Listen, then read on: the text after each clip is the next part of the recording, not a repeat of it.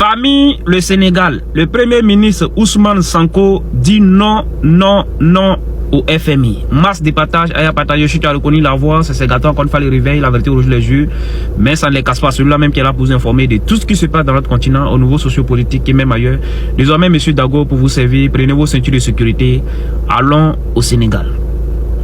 Lors de la visite de travail du premier ministre de la République islamique à Dakar, qui a eu lieu le 8 janvier passé, le premier ministre Ousmane Sonko a déballé un peu la crise économique qui traverse son pays, le Sénégal.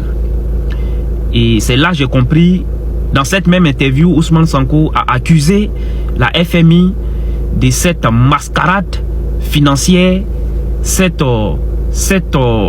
ce scandale, hein, parce que oui, il faut le dire, ce scandale financier dont ils ont hérité. Il a eu à dénoncer ça. Et c'est là que j'ai compris que en fait, quand Ousmane Sonko et Bassirou Diomaye Faye ils étaient en campagne, il y a des choses qu'ils ont dit et qu'aujourd'hui on s'est rendu compte qu'ils n'ont pas fait ce qu'ils ont dit. Et vous jure que c'est à cause de la crise financière dont ils ont hérité. C'est ce qui a fait qu'aujourd'hui Ousmane Sonko et Bassirou Diomaye Faye en quelque sorte ne peuvent pas faire ce qu'ils ont dit. C'est vrai, les gens en parlent peu, mais je vous jure que cette dette que Macky Sall a cachée, ça détruit la politique de ces léades-là. Ça détruit la politique, c'est-à-dire ça détruit la vision de Ousmane Sonko et Bassirou Diomaye Faye. Mais les gens en parlent peu, mais c'est très sérieux. Franchement, j'apporte beaucoup de soutien à Ousmane Sonko et son président Bassirou Diomaye Faye. Franchement, chapeau à vous et beaucoup de courage parce que franchement, comme lui-même il a dit, aucun chef d'État ne souhaite hériter d'une telle crise financière dans son pays. Franchement, je ne sais pas comment vous allez faire pour vous en sortir, mais franchement, c'est déjà bon de dénoncer la FMI parce qu'elle en partie est responsable de ce qui se passe au Sénégal. Merci. Là, c'est clair et net, l'État sénégalais refuse la restructuration de sa dette et Ousmane Sonko a tenu à dire que c'est la position du président Bassirou Diomaye Faye, du ministre de l'économie sénégalaise, bref, de tout l'exécutif. Que faut-il en penser? Merci d'abord pour l'invitation et c'est vrai que nous avons bien écouté de façon religieuse ce que le Premier ministre, M. Ousmane Sonko, a dit. Mais je pense que quand un gouvernement s'engage dans une voie, et qu'en termes de gouvernement, on peut parler du Premier ministre, on parle du ministre des Finances, et on parle aussi du Président de la République, tous d'accord pour pouvoir prendre une direction qui consiste à dire qu'aujourd'hui, la question n'est pas au fait de restructurer la dette. Ce que toute l'Afrique devrait faire, c'est les accompagner sur ce chemin. C'est la meilleure des solutions.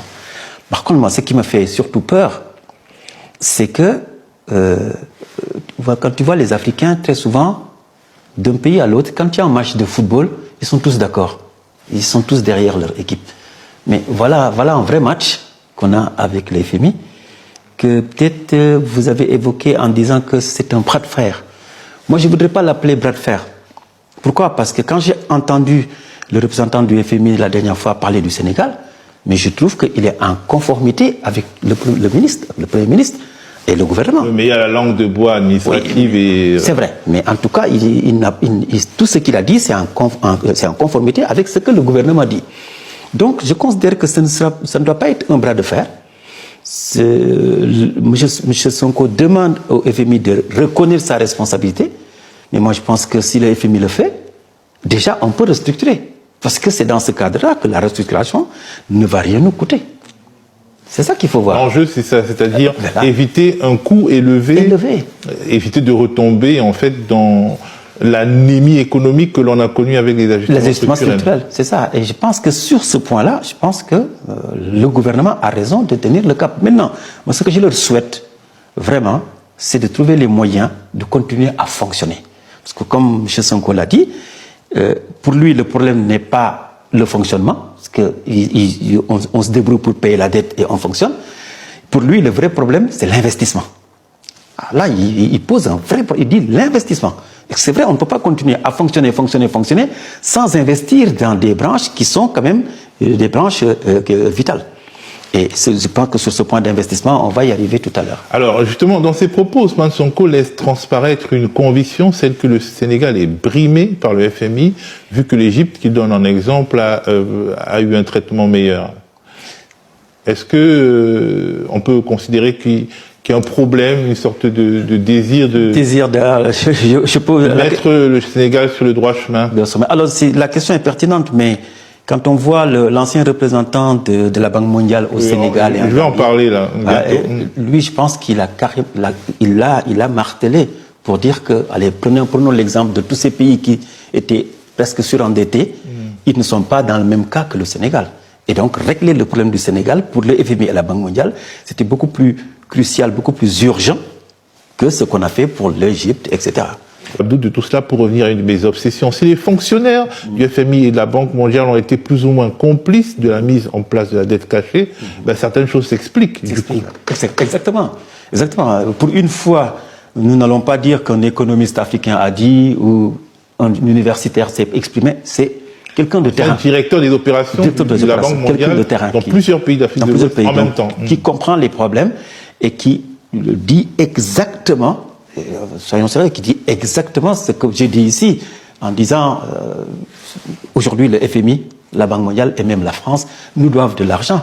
Justement, en fait, ce qui est intéressant dans cette tribune de John McIntyre, c'est qu'il documente ce qu'on peut appeler la France-Afrique financière et monétaire, puisque il nous explique les moyens par lesquels finalement Paris contrôle un certain nombre de bailleurs institutionnels. Paris contrôle d'une certaine manière dans son précaré le FMI. Il évoque les manières par lesquelles les représentants résidents et les fonctionnaires, les hauts fonctionnaires du FMI et de la banque passent d'abord par Bercy, pour expliquer les choses avant d'aller à Washington. Enfin, c'est très intéressant, mais ce qui est le plus actuel, c'est que quelqu'un qui était dans ce rôle vous dit, en fait, mes successeurs ont participé d'une certaine manière à maquiller la dette sénégalaise. C'est ça, exactement.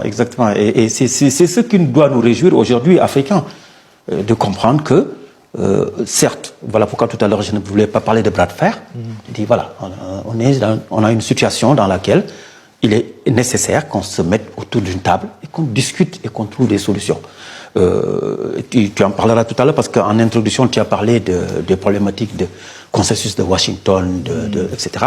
On est toujours dans la même moule où vraiment, depuis des années et des années, on empêche l'Afrique de se développer. L'image du Sénégal est patente, mais le gros problème, tu l'as dit tout à l'heure, que ça n'a pas fait la une des médias, etc. Mais c'est le soutien même de l'UEMOA qu'on ne voit pas. Parce que les problèmes qu'on a au Sénégal relèvent de quoi exactement? Ça relève du fait que le Sénégal a décidé à un moment donné de certifier ses comptes publics. De ne plus les valider, de les certifier. Et je disais ici, peut-être il y a 4 mois, que si on passe au Bénin, au Cameroun, en Côte d'Ivoire, tous ces pays-là, et qu'on fasse les mêmes certifications, on va découvrir des choses. Mais justement... Le plan de restructuration rejeté par Ousmane Sonko. Je vais vous dire pourquoi il faut rejeter ce plan-là. Et toutes les personnes qui viendront après devront prendre l'exemple du Sénégal. Le financement du FMI, je vous l'explique en 3 mots, ou bien en quelques mots. Le FMI, c'est comme quelqu'un qui vous prête 10 000 francs. Oui, vous avez un problème d'argent pour compléter vos finances, vos fins du mois. Il vous prête 10 000 francs. Mais au retour, il vous dit, pour que je vous prête 10 000 francs, il faut que vous vendiez votre voiture qui vous génère 100 000 francs par mois. Alors vous avez besoin de 110 000 francs. Vous avez une voiture qui génère 100 000 francs par mois. Le FMI vient vous prêter les 10 000 francs, mais il vous dit, il faut que vous vous séparez de la voiture qui génère 100 000 francs. Est-ce que le FMI ne vous a pas tué? Maintenant, vous privatisez la voiture, vous la vendez, il vous reste un gap de 90 000. Ce qui fera que vous êtes obligé encore d'aller au niveau du FMI. Vous devenez dépendant, vous devenez son esclave si vous acceptez ces conditions. Et c'est exactement ce que les États africains ont accepté dans les années 90. Il les a prêté une petite somme, mais les a obligés à privatiser la téléphonie, tout ce qui est télécommunications, tout ce qui est industrie et tout ce qui est port et même certains aéroports.